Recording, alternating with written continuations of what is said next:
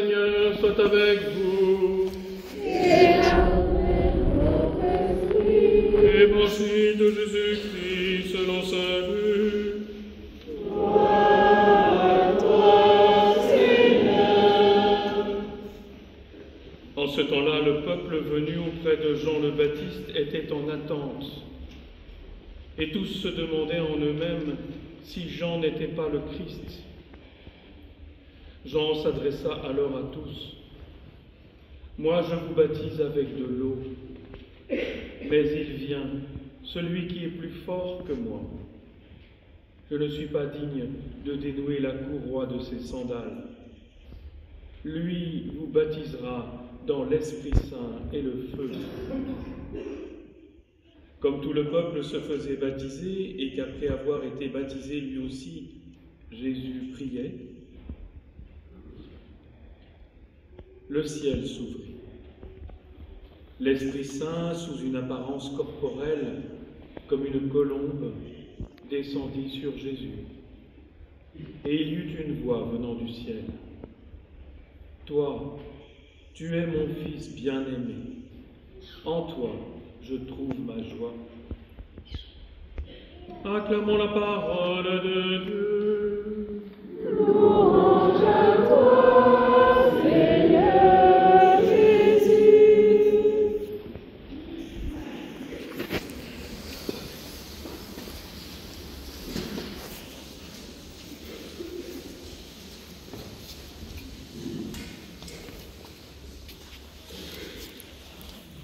Frères et sœurs, chers amis, c'est le baptême du Seigneur, ou autrement dit, c'est le souvenir du baptême du Seigneur. Parfois, je me suis essayé à quelques questions liées à mon propre baptême. Et aujourd'hui, on aurait pu essayer de demander à l'un ou à l'autre s'il se souvient du jour de son baptême. Nous avons l'habitude de fêter en pompe l'anniversaire de notre naissance. On nous souhaite joyeux anniversaire. Mais est-ce que parfois nous avons le souvenir de fêter aussi l'anniversaire de notre baptême? Est-ce qu'on se souvient même de la date de notre baptême? Je vois une secrétaire qui dit, au moins une fois, demander un extrait de baptême. Et je demande à la personne, à quelle date avez-vous été baptisé? Il dit, ah, je ne me souviens pas, c'est au temps d'eux. Pourtant, on se souvient bien du jour de notre naissance. Chers amis, des signes par milliers nous entourent, et nous le chantons parfois, signes par milliers, traces de la gloire du Seigneur. Et depuis le jour de Noël, ces signes jalonnent ce temps que nous avons appelé un temps de Noël. Le premier signe est celui des anges. Les anges qui nous ont annoncé la naissance du Sauveur. Aujourd'hui, vous est né un Sauveur. Au-delà du signe des anges, dimanche dernier, nous avons eu le signe de l'étoile avec les rois mages. Les rois mages qui sont venus adorer l'enfant Jésus. Et aujourd'hui, nous clôturons ce temps de Noël avec les signes du baptême du Seigneur. À partir de demain, nous entrons dans le temps ordinaire. Quand on dit ordinaire, ça ne veut pas dire qu'il n'y a pas de choses extraordinaires. Les grâces du Seigneur continuent.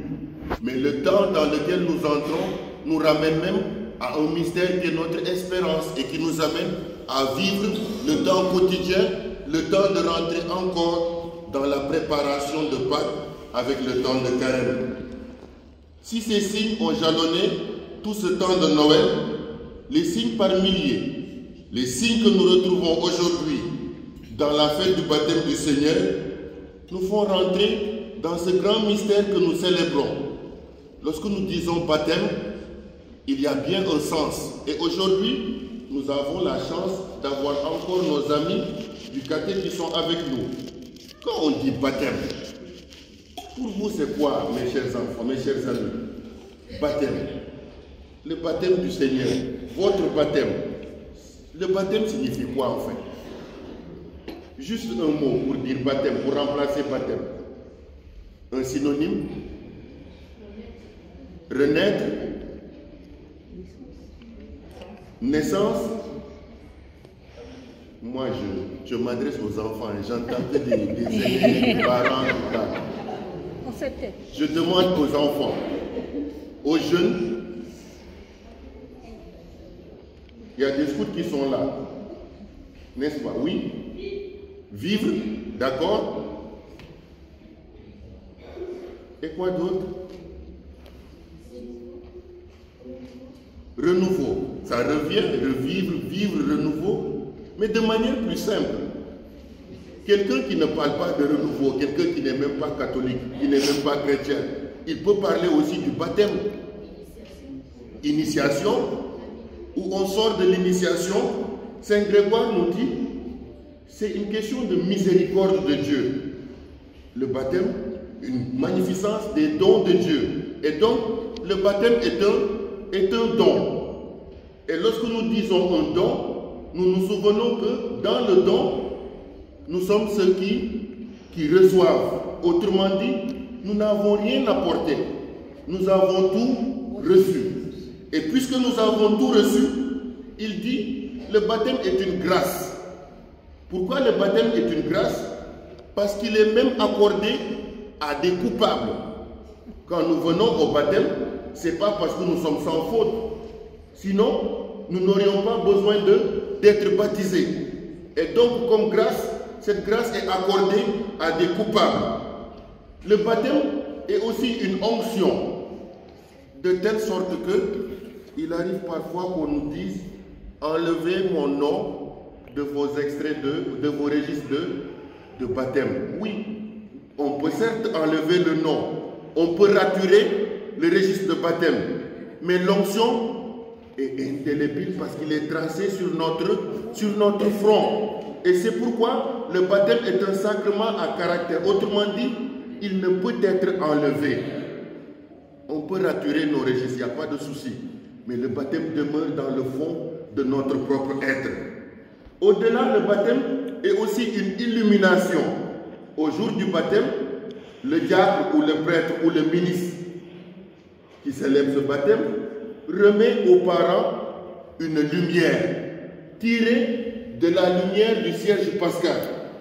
Et cette lumière donne le sens à l'illumination. C'est Christ qui est notre lumière. Le baptême, c'est aussi ce vêtement. Aujourd'hui, vous voyez des enfants de cœur qui sont habillés en blanc. Ils portent ce qu'on appelle l'aube. En traduisant du latin, l'aube qui veut dire alba, ça signifie l'habit du baptisé. Et donc, chacun d'entre vous est revêtu de son aube, même si vous êtes habillé autrement. En tant que chrétien, vous êtes revêtu de cette aube. Le baptême est un bain parce qu'il nous lave. Et c'est le sens de l'eau que nous avons le jour du baptême pour nous laver de notre péché, du péché originel. Le baptême est un sceau. Sceau, pas le sceau pour aller puiser, mais sceau dans le sens du signe. Ce jour, le Christ signe sur nous pour faire de nous ce que nous devenons à jamais des enfants de Dieu. Chers amis, en relisant tout cela, j'ai envie de vous poser une question. N'êtes-vous pas fiers d'être baptisés? Oui, très. J'entends certains, les autres, ils se taisent. N'êtes-vous pas fiers d'être baptisés? Très fiers. Nous sommes fiers d'être baptisés. Demeurons dans cette fierté. Et aujourd'hui, des signes de la page d'évangile nous amènent davantage à être convaincus de ce que nous vivons. Si tant d'hommes et de femmes, si tant de chrétiens aujourd'hui mettent en léthargie, en sommeil leur vie de foi, c'est peut-être parce qu'on n'a pas compris le sens de ce que nous avons reçu, le sens de ce grand don. Nous sommes fiers, mais nous n'allons pas nous enorgueillir parce que c'est un don. Dans l'évangile que nous venons d'entendre, après que Jésus ait été baptisé par Jean, un signe grandiose se manifeste. Quelqu'un parle, un père de l'Église dit, une épiphanie, autrement dit, une manifestation trinitaire. Et c'est comme quelqu'un qui me dit, je n'arrive jamais à comprendre la Trinité parce que je ne vois pas la Trinité dans les Saintes Écritures. Aujourd'hui, dans le signe du baptême, nous avons la manifestation de ce signe trinitaire. Allons-y ensemble. Nous avons une voix qui parle. C'est la voix du Père. Nous avons quelqu'un qui vient pour être baptisé. C'est qui? Le Fils. Et nous avons le signe de cette colombe qui vient. C'est qui? Le Saint-Esprit. Vous êtes convaincus, oui ou non? Oui. Chers amis, le Fils est baptisé par un simple signe humain. Le Père confirme par sa voix et parle de l'Esprit. Et l'Esprit descend sous une forme visible qui est bien sûr cette colombe. Un signe peut en cacher d'autres. Et quelqu'un de se dire, mais pourquoi Jésus, lui qui est Fils de Dieu, vient-il se faire baptiser? Il n'a pas péché. Jean annonce un baptême de conversion. Et quelqu'un de donner un exemple en disant, lorsque quelqu'un se noie, est-ce qu'on se met au rivage pour lui dire, hey, il faut pousser de l'autre côté? On plonge pour aller le sauver. Et Jésus est solidaire de notre péché, pas parce qu'il connaît le péché, non. Mais pour nous libérer du péché, il plonge dans les eaux avec nous. Et donc, c'est pour nous le signe de sa solidarité qui renvoie aujourd'hui à ce que déjà on dit dans la première lecture en disant « Consolez, consolez mon peuple, dit le Seigneur. » Une fois crie, cette voix annonce que quelqu'un vient vous sauver. Lorsque j'ai lu en méditant « Consolez, consolez » et que la nouvelle est tombée entre-temps, j'ai dit « Aïe, il faut changer de perspective. » Mais heureusement que notre cher curé a dit que nous n'avons pas besoin de pleurer, non, parce que nous donnons. Et quand on donne, on doit être dans la joie. Oui, chers amis, ce n'est pas pour nous consoler. Autrement dit, aujourd'hui, celui qui n'a pas connu le péché, Dieu l'a pour nous identifié au péché. Il a plongé lui-même dans ses eaux. Il s'est donné pour nous afin de nous racheter de toutes nos fautes et de nous purifier pour faire de nous son peuple. Chers amis, un signe peut aussi en cacher d'autres. Au baptême du Seigneur, quelque chose de mystérieux se passe. Nous aurions bien aimé être là. On nous dit que le ciel s'ouvre. Et quelqu'un te dit, mais si le ciel s'ouvre, ça veut dire que c'est la fin du monde. Non, pas du tout. Le ciel s'ouvre, c'est nous donner aujourd'hui le sens d'une porte qui s'ouvre. Et le baptême, c'est la porte de tous les autres sacrements. Vous ne pouvez pas recevoir les autres sacrements si vous n'êtes pas baptisé. Ce n'est pas une imposture de l'Église, non. C'est une porte qui s'ouvre. Et cette porte qui s'ouvre pour nous mettre en relation avec Dieu notre Père, qui fait de nous ses enfants par l'Esprit qui vient en nous. Cette porte qui s'ouvre nous ouvre à ce que nous vivons actuellement avec le jubilé.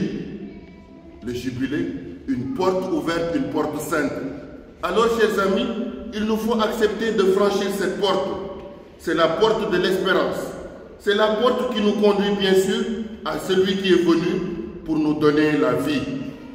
Chers amis, cette porte qui s'ouvre nous rappelle les exigences de notre baptême. Je vous ai posé la question et vous avez répondu que vous êtes fiers d'être baptisés. Mais il ne faut pas s'arrêter à la fierté d'être baptisé. Être baptisé nous engage aussi à des exigences en tant que baptisé. Et quelqu'un de dire, mon baptême ne s'arrête que le dimanche quand je vais à la messe. À vous de répondre. Moi, je n'ai pas de réponse. Par notre baptême, nous avons une relation particulière avec celui qui veut nous sortir du stress de nos préoccupations. Pendant toute une semaine, pendant des journées, le stress nous pose et il est là. Le baptême nous engage dans cette solidarité avec ceux qui sont dans des situations difficiles. C'est l'image même du baptême. Et le dernier signe est alors cette voix qui vient confirmer ce cri de réconfort que nous avons entendu dans la première lecture. Oui, par le baptême nous sommes consolés. C'est dire que même après le baptême, celui que Jean appelle le baptême de l'esprit et de feu, nous avons encore des baptêmes à faire dans notre vie. Autrement dit, des baptêmes de conversion. Pour que non seulement dans la fierté qui nous porte comme baptisés, nous puissions être ceux qui annoncent cette bonne nouvelle. Nous puissions en être des témoins. Au cœur de ce monde, ce n'est pas évident d'être témoin. Mais en tant que fils, en tant qu'enfant de Dieu, nous avons l'obligation d'être des témoins de notre baptême. Le pape Jean-Paul II avait posé une question à la fille aînée de l'Église. Vous connaissez la fille aînée de l'Église? C'est la France. C'est bien vous. La fille aînée de l'Église. Nous sommes les petits-enfants. Parce que nous sommes nés de missionnaires. À la fille aînée de l'Église, le pape Jean-Paul II a dit, qu'as-tu fait de ton baptême? Je vous laisse aujourd'hui avec cette question. Qu'avez-vous fait de votre baptême? Que le Seigneur nous accompagne dans le nom du Père, du Fils et du Saint-Esprit. Amen.